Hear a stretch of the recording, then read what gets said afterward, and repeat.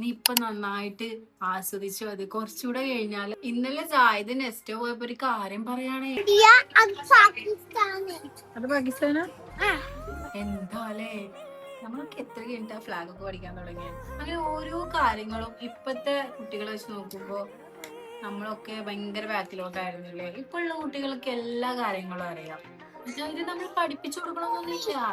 അവർക്ക് പല കാര്യങ്ങളും നമ്മൾ പഠിപ്പിക്കാത്ത കാര്യങ്ങൾ, അതായത് ഇപ്പൊ ഇംഗ്ലീഷ് സംസാരിക്കാനാണെങ്കിൽ അത് അങ്ങനെ പല കാര്യങ്ങളിലും അവർ ഭയങ്കര ഫാസ്റ്റ് ആണ് എല്ലാ കാര്യത്തിലും, അല്ലെ? ഞാൻ എപ്പോഴും ആലോചിക്കാറുണ്ട്, അതായത് ഇപ്പൊ ഇവർക്ക് കിട്ടുന്ന ഈ സമയങ്ങളല്ലേ അവരുടെ ലൈഫിൽ ഏറ്റവും ബെസ്റ്റ് സമയം.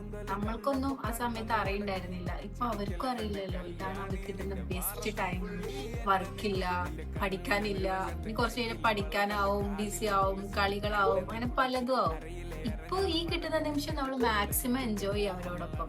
അവർക്ക് വല്ലാണ്ട് റെസ്ട്രിക്ഷൻസ് വെക്കാണ്ട് അവരുടെ കൂടെ എൻജോയ് ചെയ്തിട്ട് നമ്മൾ അവരിൽ ഒരാളായി മാറിയിട്ട് അങ്ങനെ കളിക്കുമ്പോൾ നമുക്ക് കിട്ടുന്ന ഹാപ്പിനെസ് അവർക്ക് കിട്ടുന്ന ഹാപ്പിനെസ് ഒക്കെ ഉണ്ട്. അത് നിങ്ങൾ മനസ്സിലാക്കിയിട്ടുണ്ടോ? എന്റെ ഹസ്ബൻഡ് എന്നോട് നല്ലൊരു കാര്യം പറഞ്ഞേ, ഫോൺ വിളിച്ചപ്പോ ഞാൻ പറഞ്ഞു ഇവൻ ഭയങ്കര മേല് കയറുകയാണ് അങ്ങനെ. അപ്പൊ എന്റെ ഹസ്ബൻഡ് പറയാ, നീ ഇപ്പൊ നന്നായിട്ട് ആസ്വദിച്ചു, അത് കുറച്ചുകൂടെ കഴിഞ്ഞാൽ അവൻ നിന്റെ മേലൊന്നും കേറില്ല.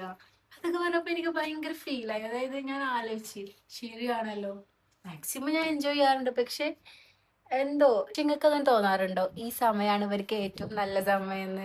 ഇനിയുള്ള സമയങ്ങളൊക്കെ ബെസ്റ്റ് ആയിരിക്കാം, ബട്ട് ഇതെല്ലാവർക്കും ഏറ്റവും ഫ്രീ മൈൻഡായി നടക്കാൻ